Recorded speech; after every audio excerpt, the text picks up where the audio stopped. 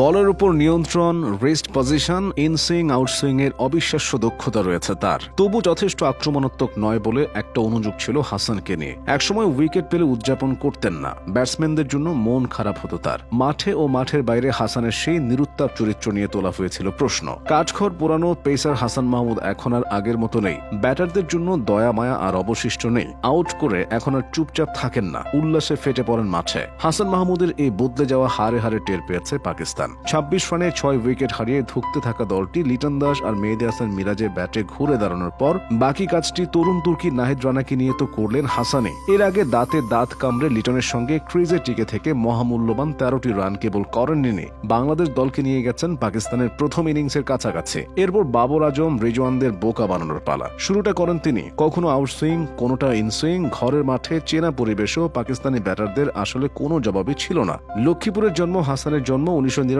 সালের ১২ অক্টোবর। পড়াশোনা করত মাদ্রাসায়। ক্লাস ফাঁকি দিয়ে ক্রিকেট মাঠে পড়ে থাকায় বকুনি আর পিটুনিও কম জোটেনি কপালে। তবে খেলার প্রতি আগ্রহ দেখে শেষে পরিবারও এগিয়ে আসে। ১৩ বছর বয়সে ২০১২ সালের শেষ দিকে লক্ষ্মীপুর জেলা ক্রিকেট একাডেমির কোচ মনির হোসেনের সঙ্গে পরিচয় হয় হাসানের। ঠান্ডা মাথার এই কিশোরের মাঝে সম্ভাবনা খুঁজে পান তিনি। তাকে ঝালাই করে তৈরি করতে থাকেন ভবিষ্যতের জন্য। এরপর এই কিশোর ভর্তি হয় বাংলাদেশ ক্রীড়া শিক্ষা প্রতিষ্ঠান বিকেএসপিতে। কেবল ক্রিকেটের প্রতি ভালোবাসার কারণে বাবা মায়ের চেয়ে দূরে থাকতে শুরু করে। যে স্বপ্ন দিয়ে এই আত্মত্যাগ তা ব্যর্থ হয়নি। অসাধারণ নৈপুণ্য দেখিয়ে ২০১৭ সালে অনূর্ধ্ব ১৯ ক্রিকেট বিশ্বকাপে জায়গা করে নেন তিনি। ওই বছরেই জাতীয় লিগে চট্টগ্রাম বিভাগীয় দলের হয়ে অভিষেক তার। লঙ্গার ভার্সনের পাশাপাশি খেলতে শুরু করেন ঢাকা প্রিমিয়ার ক্রিকেট লিগে। প্রথমবার বড় দল পাননি, মাঠে নামেন খেলাঘর সমাজ কল্যাণ সমিতির হয়ে। ঘরোয়া ক্রিকেটে ২ বছর অসাধারণ সাফল্য খুলে দেয় জাতীয় দলের দুয়ার। ২০২০ সালে পাকিস্তানের বিপক্ষে টি-20তে অভিষেক। একই বছর টেস্টে অভিষেক হয় জিম্বাবুয়ের বিপক্ষে। হাসান মাহমুদ মাথা খাটিয়ে বল করেন, আনন্দের উচ্ছ্বাসে ভেসে যান না তিনি। শুরু থেকেই নিজের উপর নিয়ন্ত্রণ দেখে অবাক হয় মানুষ।